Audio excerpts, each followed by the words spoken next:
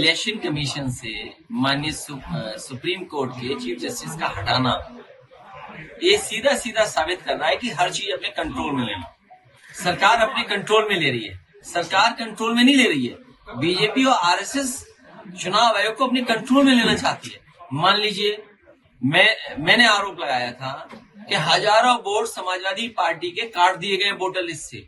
चुनाव से पहले वोट थे, वोट डाला था उन्होंने, 19 में वोट डाला लेकिन 22 में वोट नहीं डाल पाए। ये आरोप मैंने लगाया था। उस समय इलेक्शन कमीशन ने नोटिस दिया। मैंने 18,000 ऐसे वोट जो डिलीटेड किए गए, 19 में वोट डाला था, जिंदा है, वो अपनी जगह पर है, वो 22 में वोट नहीं डाल पाए।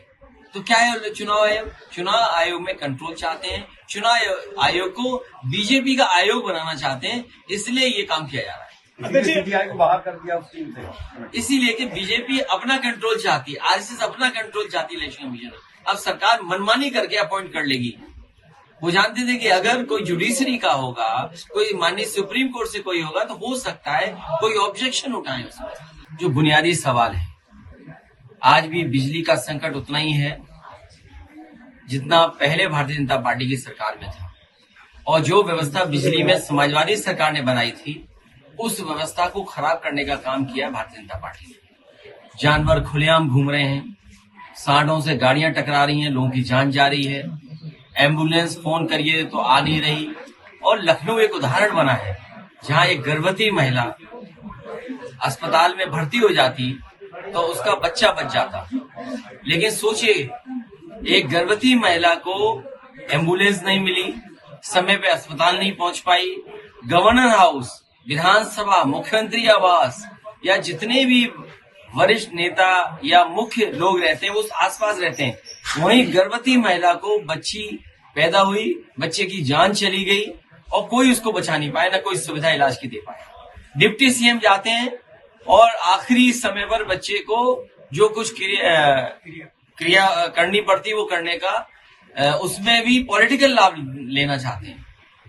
बेरोजगारी चरम सीमा पर, महंगाई वही वैसी की वैसी। और महंगाई तो लगता ये है कि अपने जमाखोरों को ये लाभ पहुंचा रहे हैं।